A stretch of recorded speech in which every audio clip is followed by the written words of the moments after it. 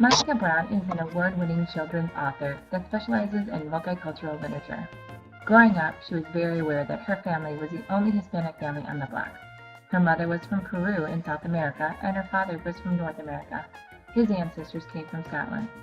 Monica knew that her mother talked different, dressed different, and acted different from other mothers of her friends. As a girl, she always loved one particular book, The Story of Esther, because it was the only book that had a character that looked like her. She always loved books, particularly Dr. Seuss, fantasy, ghost stories, and magical realists. She remembers as a child that her mother was a great storyteller. With her long red nails, she would spin those interesting stories that were woven with lots of singing and dancing. When Monica Brown was a senior in high school, she read the book 100 Days of Solitude by Gabriel Garcia Marquez. The book convinced her to become an English major in college. In her senior year of college, a Hispanic professor told her that she was a great writer and she should consider becoming an author. She had never thought of herself as an author before due to the absence of exposure to authors that came from her background. Her inspiration to write children's books came when she became a mother. She wanted her children to know about wonderful people who had transformed the way we see things. She wanted Latino children to identify with characters like she did when she read The Story of Esther. She enjoys writing biographies of people. She really gets into the character's history and finds out about their childhood. She finds something that children can really identify with. She wants children to see themselves in the characters and know that they can grow up to be something wonderful too.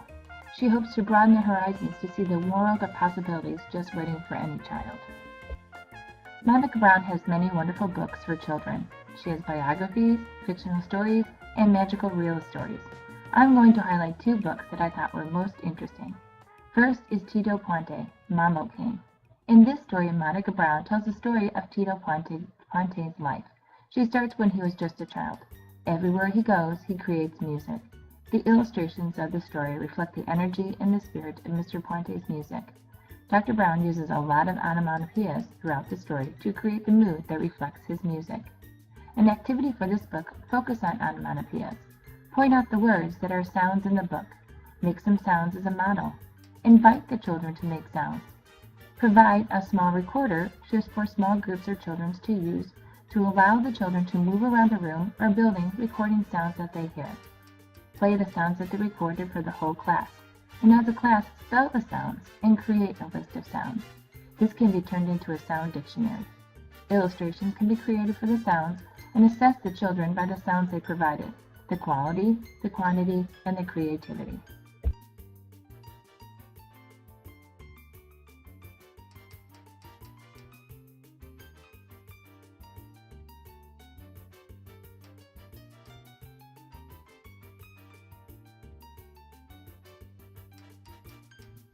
The next book I'd like to highlight is part of a fictional character series based on the main character, Misael McDonald. Misael is loosely based on Monica's own life. She's a girl with crazy red hair, freckles, and tan skin. She's eccentric and unique young lady who celebrates who she is, even though she is different from other children. In this book, Misael McDonald and the Clash Bash, Misael has a dilemma to make on what theme to pick for her birthday party. She loves so many things she can't choose. The book sends a message to children to be who you are, and that is the best you can be. Children love to talk and plan their birthday party. A suggested activity for this book would be to plan a unique birthday party. Encourage the children to incorporate more than one theme together.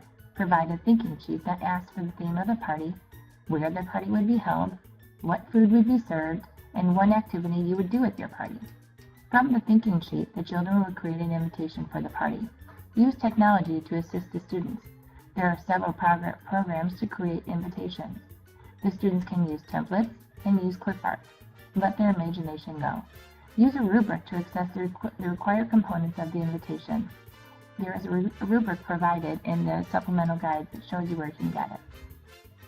For a culminating activity on these, plan a party. Incorporate elements from both the books highlighted here. First, search for Mr. Puente's music on YouTube. There are several videos of him performing. Let the children hear what his music sounds like. Next, invite the children to a dance party hosted by Tito Puente. Show the children visuals of different percussion instruments. Show videos from the YouTubes of percussion instruments being used. Have the children make a percussion instrument of their choice to bring to the party. Provide materials for the children to make tambourines, clappers, fram drums, and maracas. Play the videos using a projector so all children can see and hear the music. Decorate the room using ideas from your invitations created for the birthday party and videotape the birthday party. Share the video with your parents, or if you have permission, put it on the collage website for everyone to enjoy. Monica Brown is a wonderful multicultural author for several reasons. Her passion for the Latino culture is obvious in her books. She deeply cares about the people she has selected in her books. She believes she has a positive message to send to all children, but particularly to children with a Hispanic background. The illustrations in her book include children with all types of skin color and hair. The topics of her story will inspire children to think beyond their own world and consider the possibilities their lives could hold. The fictional books represent characters that children from all backgrounds could relate to, especially Marisol McDonald.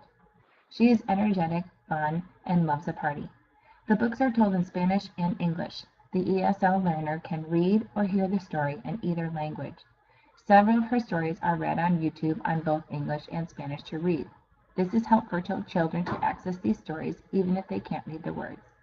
The illustrations are reflective of her background and culture. She has partnered with illustrators that share her Hispanic heritage. This is obvious in the color and the energy expressed in the pictures. Finally, her stories are appropriate tools in an anti-bias education. Her books celebrate human diversity. It is obvious she wants children to take with them a message of self-awareness, confidence, and empowerment. I am so glad that I've discovered Monica Brown. I was happy to find that many of her books were available in the local library. Check them out today.